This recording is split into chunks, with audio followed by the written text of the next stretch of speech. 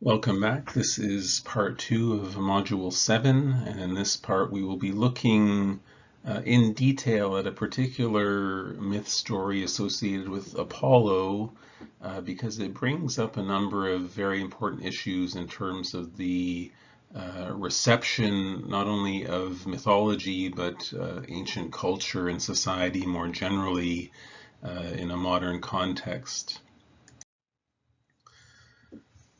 Now, this story comes from one of our most important sources for Greek and Roman myth, that is the Metamorphoses of the Roman poet Ovid, which were written in the 1st century.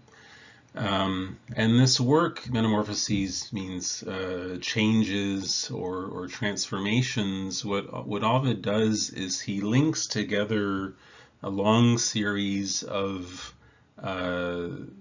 transformation stories into a very long, almost epic type mythological narrative. So one story contains an element that links to another story that has an element that links to another story, etc. And this is probably, I would say, the most influential mythological text from the ancient world. Because Ovid tells versions of stories that we don't find in other sources. I mean, we don't really have that many other sources to work with in some instances, but it also presents a kind of Roman reception of earlier mythological traditions as Ovid is presenting them in his own Latin idiom. However, one of the common features of these transformation stories are incidents of sexual violence or attempted sexual violence and assault on one character to another, usually a deity, overpowering a human subject. So this, I think, in the past wasn't viewed as particularly problematic in the reading of Ovid, because people weren't necessarily thinking about the implications of that sort of imagery. But whenever we look at the ancient world and ancient literature, we look at it through the lens of things that are currently preoccupying us. So in the last few years, there's been a great deal of discussion and controversy and debate over issues around sexual violence and consent. The Me Too movement, which was a hugely influential kind of cultural moment that continues to be ongoing, affected many different segments of society, including the academic world, where there's been a kind of reckoning of sorts in terms of people questioning, well, why do we really read some of this literature which depicts often very kind of violent and grotesque actions from a modern perspective. And I think this is a legitimate question to ask. And in particular, Ovid's Metamorphoses was sort of singled out because of some particular controversies that erupted at certain universities, where there were requests to have it removed from syllabuses, and people saying that it no longer had a place in the kind of reading list at universities because of the nature of some of these stories. And in my personal opinion, I think we have to take those perspectives into account when we are approaching uh, ancient society and ancient history and ancient literature. I mean, it's unavoidable that we read them kind of against the background of what is happening in our current society. And very often people study ancient society and they read ancient literature because they're hoping to see some kind of reflection of themselves or gain some kind of insight into their current cultural moment. That's one of the great cliches of studying the past, is to not repeat it and to gain some sort of knowledge of what your culture is or yourself is currently going through. So that's important to keep in mind, but at the same time, we also want to learn about and understand these ancient societies. And we want to understand them in light of all their imperfections. So we want to study the positive and negative aspects of ancient society. This is somewhat difficult to the degree to which the classical world generally and ancient Greece and ancient Rome have often been idealized in Western culture and in academic traditions as models of civilization to be imitated. But I think it's well recognized now that there are many aspects of ancient civilization that appear horrific to modern eyes. The predominance of slavery would be one important example. But that's not something that we should necessarily shy away from if our goal is to understand, how ancient society functioned. Then we have to look at it warts and all. And I think we can apply the same sort of perspective to something like Ovid's Metamorphosis, which contains many troubling and problematic elements and is often upsetting to contemporary readers. But I think that doesn't mean we shouldn't read it, as long as we're kind of equipped with a sense of what we might expect to encounter in the reading. We can proceed from there. But having said that, I mean, if anyone feels that they don't want to proceed into a kind of in-depth look at one of the most famous examples of one of these stories, you can feel free to stop the lecture at this point, and just wait for the next module to come about. But regardless, I would recommend, if you're interested in the controversy around this particular text, there was a interesting piece in the New Yorker in 2008 by Katie Waldman called "Reading Ovid in the Age of Me Too." So that might be a place to kind of start thinking about this particular controversy, and then deciding whether you want to move on into looking at the story more particularly. So from my point of view, I think as much as stories like this are troubling, and from the beginning we've looked at myth stories that have aspects of violence, and the classical literature is filled with kind of extreme acts of violence and suffering. But that is kind of part of the purpose of what that literature was attempting to achieve. But we can look at a text like Ovid and ask, well, what do these stories tell us about the society that told them? instead of permanently shelving Ovid's Metamorphosis, we can choose to read it from a new perspective, as something that illuminates an aspect of ancient society that wasn't, I think, properly understood in the past, and especially in light of current understandings and concerns. So the story in question is one of the most famous from all of Ovid's work. This is the story of Apollo and Daphne.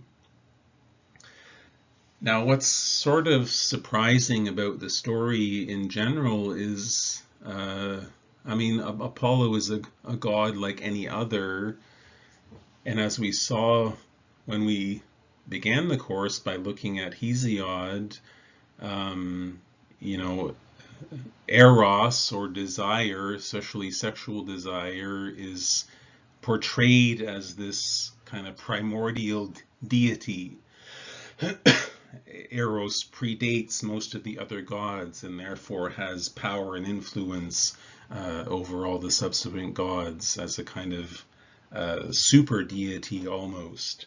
So even though Apollo is typically portrayed as a kind of god of moderation and self-control and structure and civilization, he too can be under the influence of Eros under particular circumstances.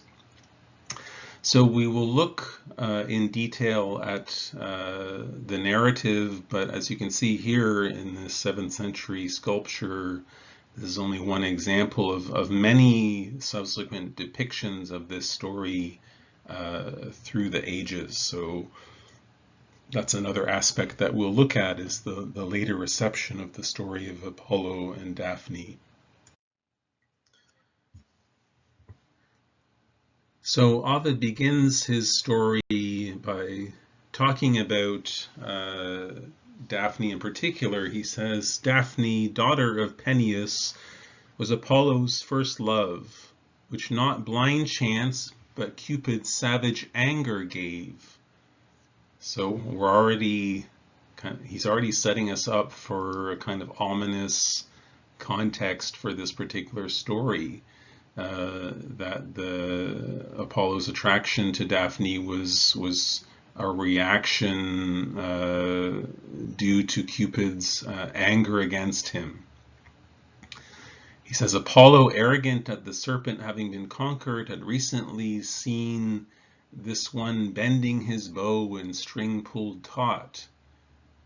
So in Greek mythology, Apollo slays this fierce serpent, and so but Cupid is also an archer, so Apollo is kind of looking down on this fellow god. He had said, what is it to you with strong weapons, O silly boy? Those burdens are fitting for our shoulders. We who can give sure wounds to a wild beast and an enemy. I who just defeated the swollen python, covering so many acres with its deadly underside with countless arrows. You be satisfied to annoy some love affair or other with your torch, and do not lay claim to my praises.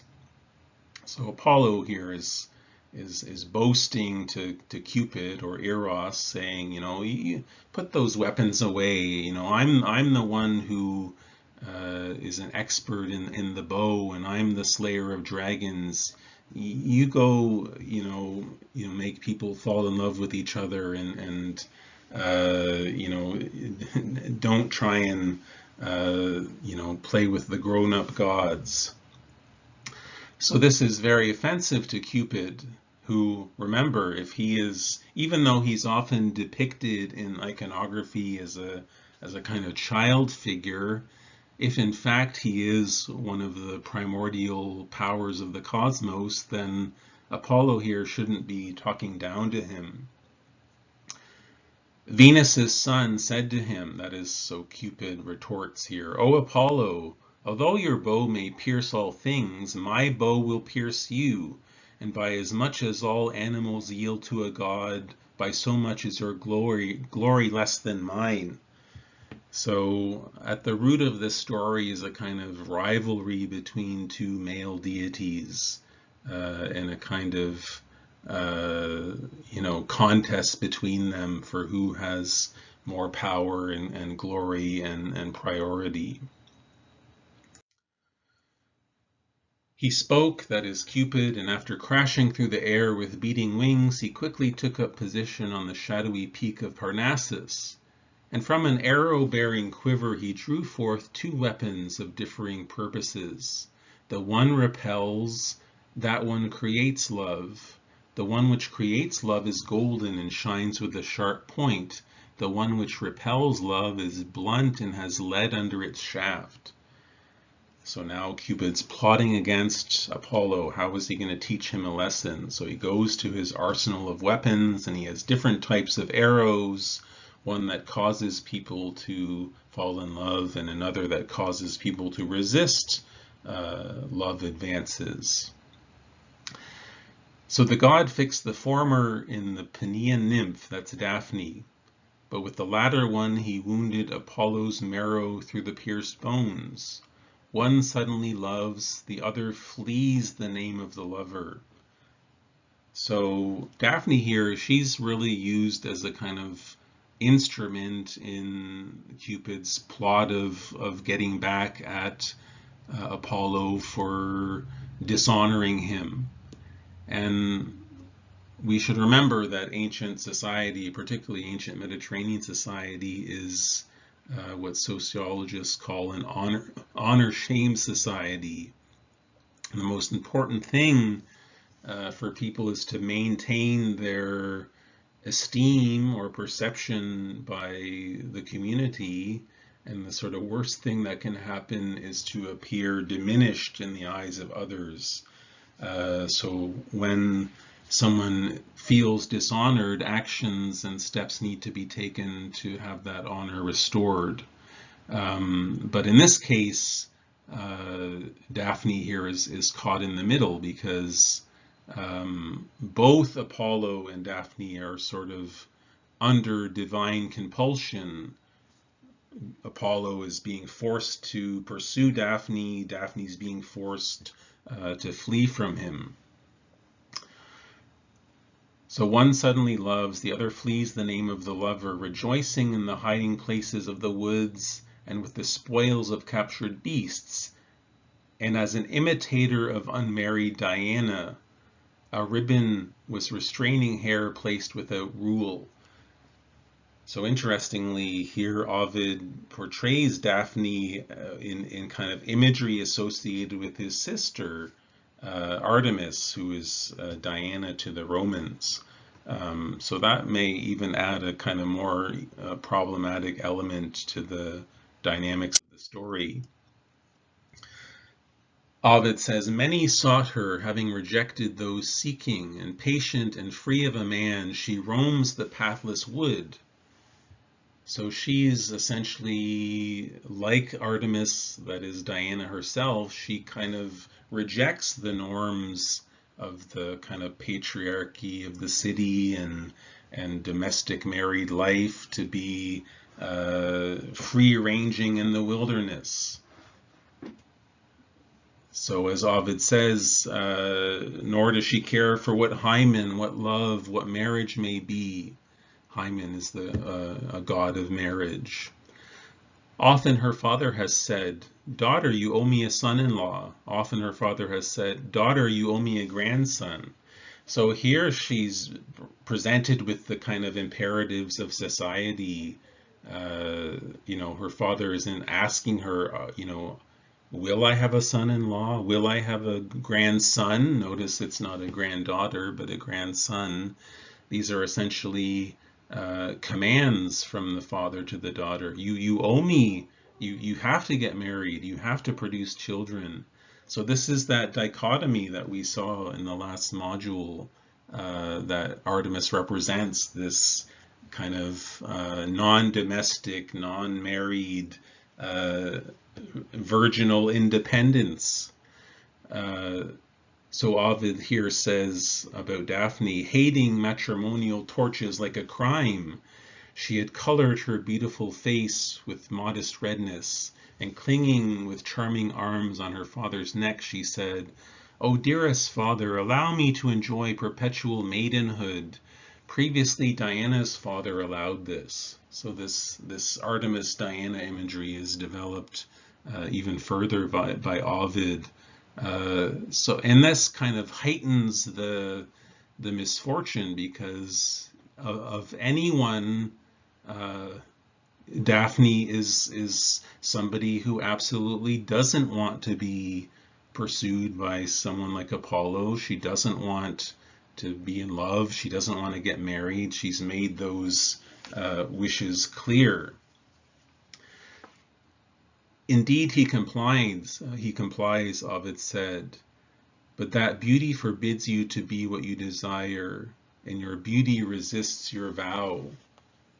So here we're seeing some of the, kind of problematic elements of the story, whereas Daphne asks her father, there is a precedent. She's basically saying there is a precedent for this. Diana, who's a goddess, she is, a perpetual virgin. She lives in the wilderness. Why can't I do that? Her father replies basically, your appearance obligates you to engage in to allow people to court you and to be married and to produce children. So that raises questions in our eyes as to the kind of justification that the father sees for what course of action his daughter should take and what her kind of obligations are to society. So Ovid continues, Apollo loves and desires the marriage of Daphne having been seen,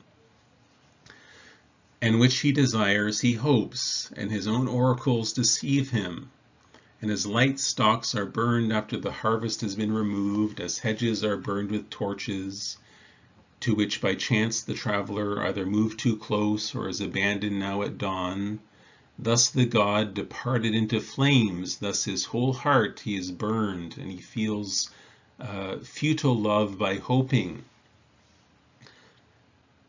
So Apollo here is portrayed as is inflamed by desire, and Ovid uses this elaborate metaphor to describe that condition.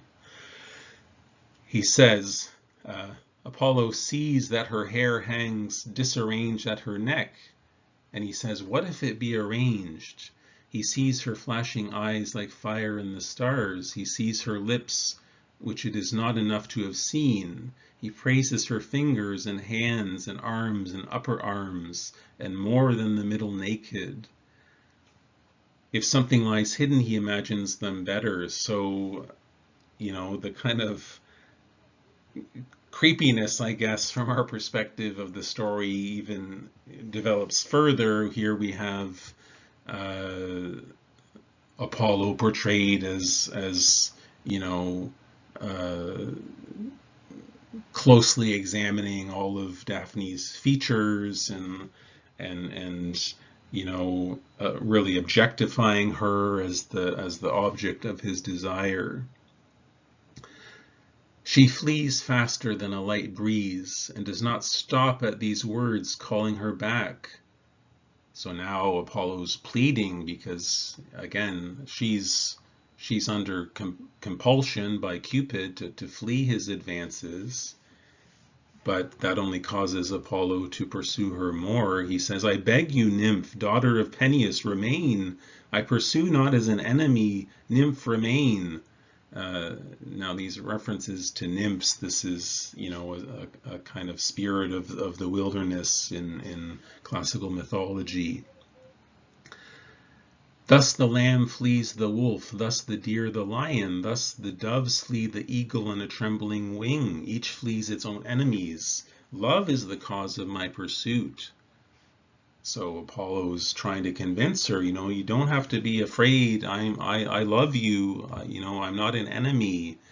But I think sort of revealingly, Ovid uses this imagery of the wilderness, the lamb fleeing the wolf, the deer and the lion, the dove and the eagle, to kind of imply the menacing nature of this pursuit, which isn't something that Daphne welcomes or consents to.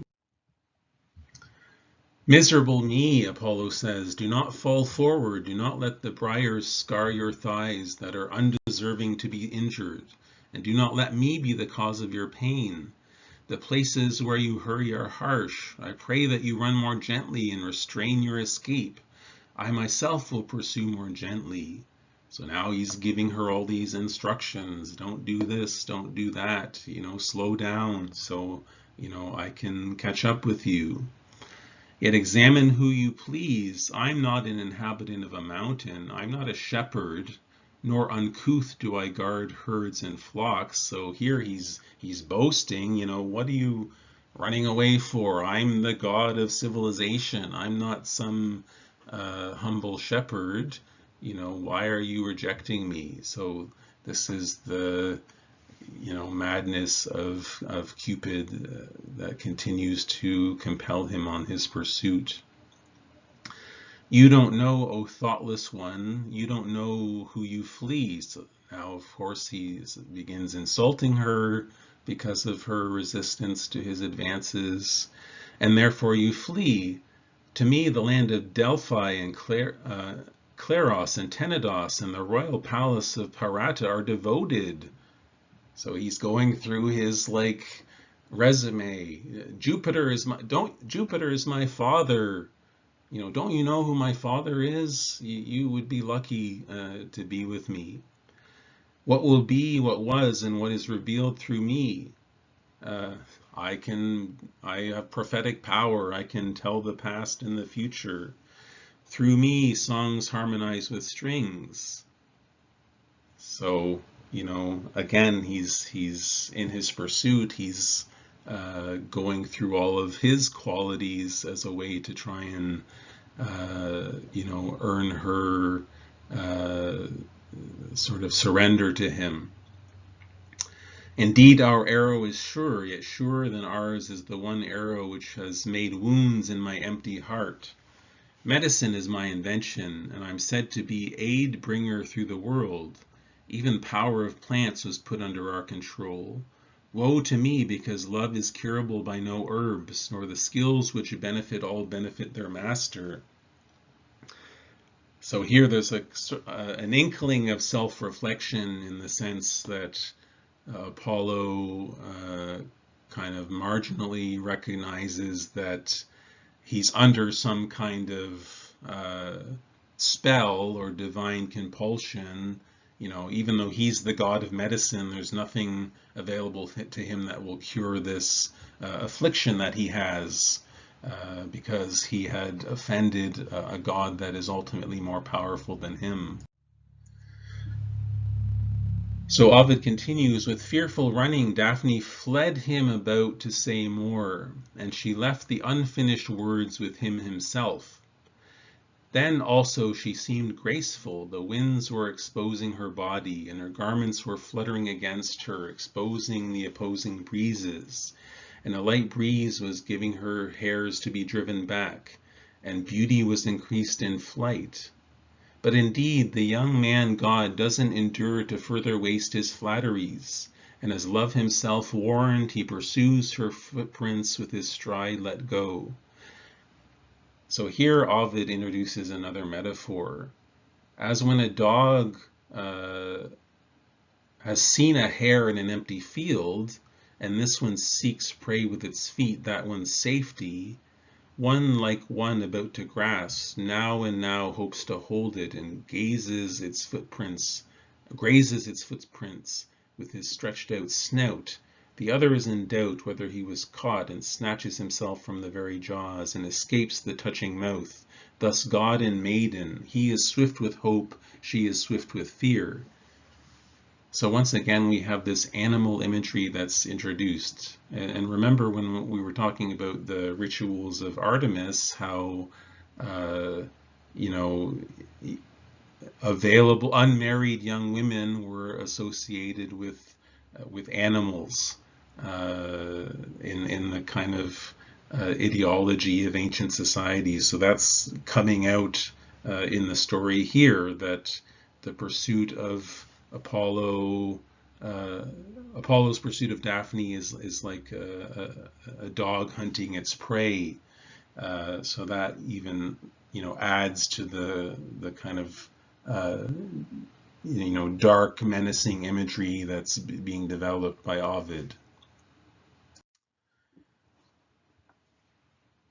Yet helped by the wings of love, he who pursues is the swifter and denies her respite and overhangs the back of the fleeing one.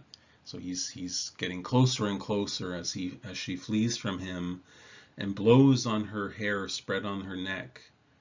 So that's, you know, definitely going to make her even more uncomfortable.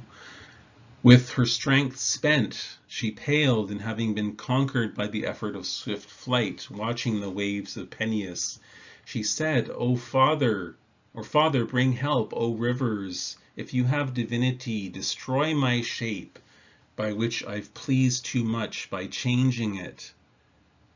So here we have Daphne essentially exhausted by the pursuit. She can't run anymore. Apollo is, you know, about to reach her, so she cries out to her father to come to her aid. But notice what she's asking for. You know, it's an act of, it can be seen as a kind of act of self-destruction. The only way to avoid being, you know, forcibly taken by Apollo is to change her very nature. So Ovid says here, having barely finished the prayer, a heavy numbness seizes her limbs. Her soft breasts are girded by thin bark. Her hair grows into foliage, her arms into branches. Her foot, just now so swift, clings by sluggish roots. Her face has the top of a tree. A single splendor remains in her. So what ultimately happens, she's turned into a tree, she's immobilized and transformed as the only means of escape from Apollo's pursuit. Now, the way the story ends, I think, is something that we have to look at closely. Ovid says, Apollo loves this one too, and with a right hand placed on the trunk feels that her heart still trembles under the new bark.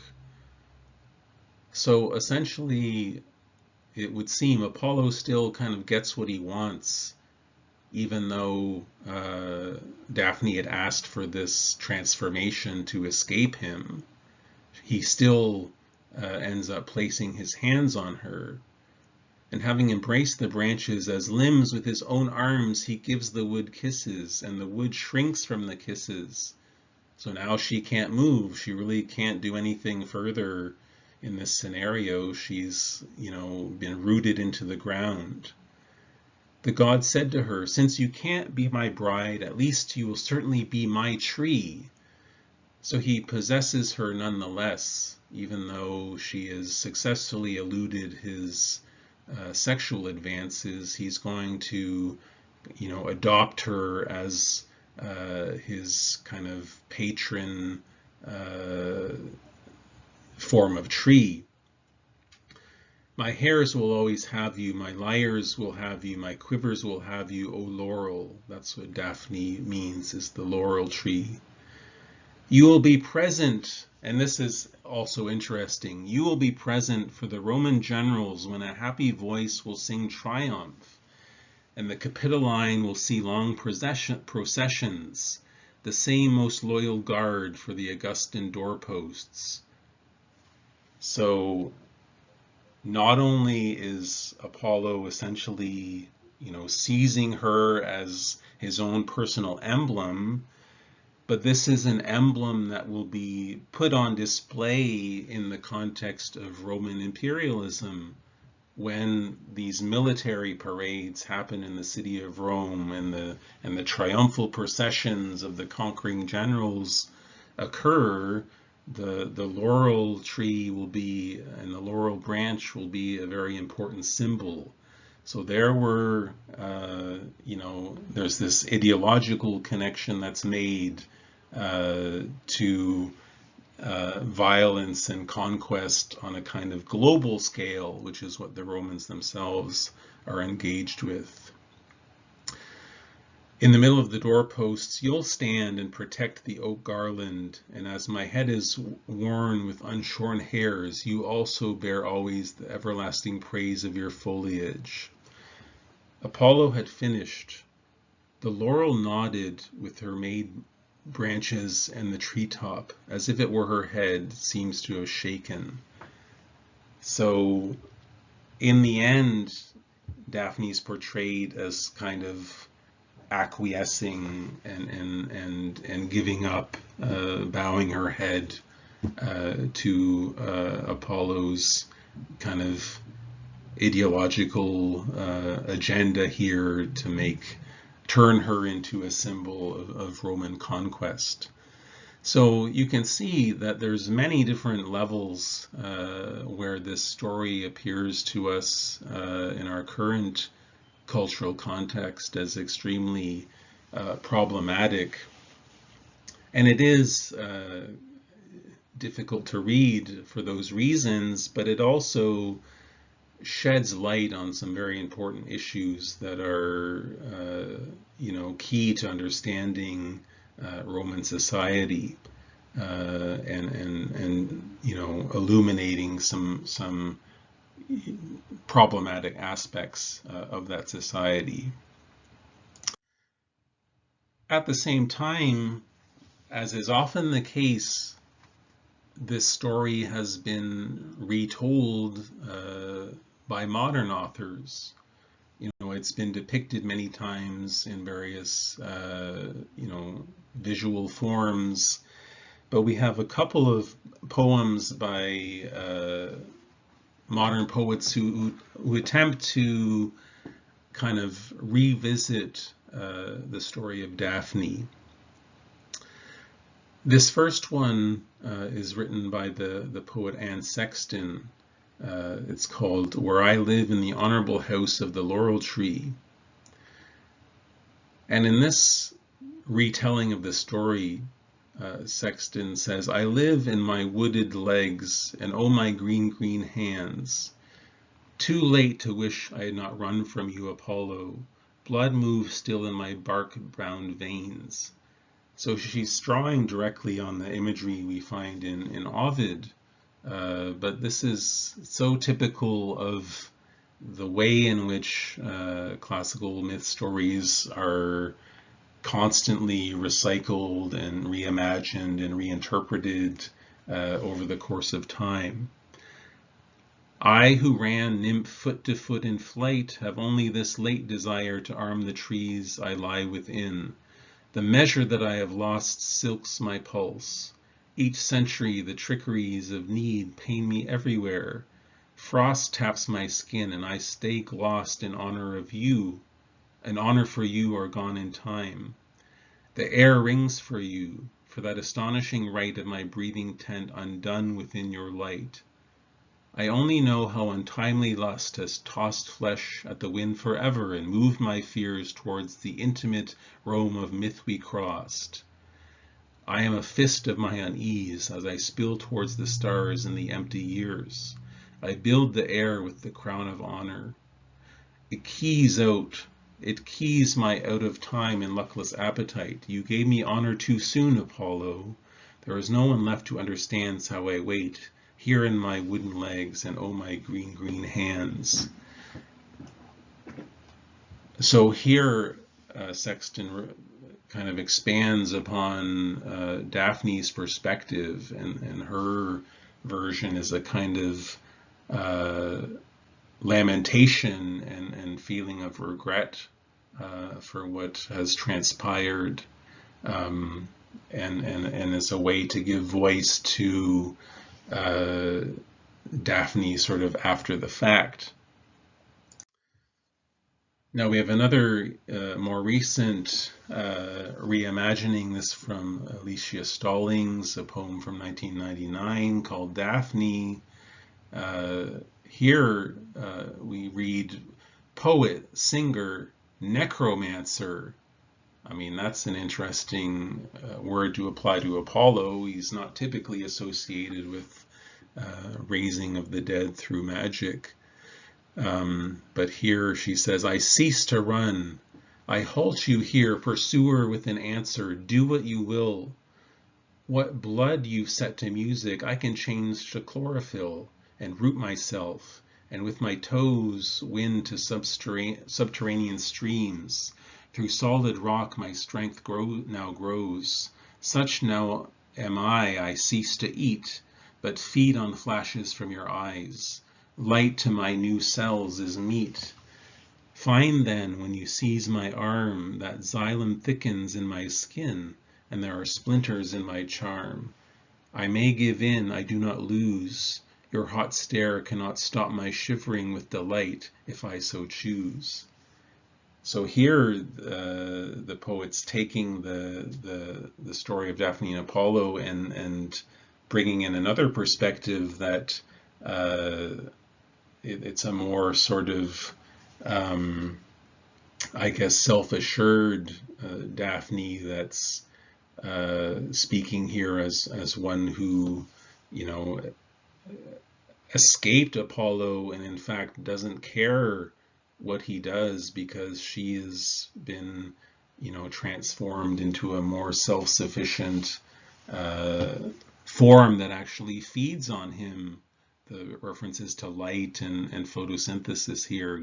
Apollo is a god of light, and if he tries to lay his hands on her, he'll end up with splinters.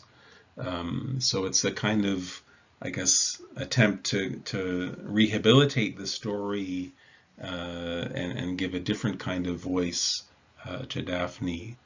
So I think that's another reason why it's important to read these ancient versions, even though at times it might be difficult because they are so often the subject of subsequent retellings. So if we want to understand, modern poetry and literature and art that makes so many frequent references to this mythological tradition, we have to know something about that tradition, even though it may cast a kind of negative light on the society that produced the story. So we will stop there and move on to some other mythological concerns in the next module.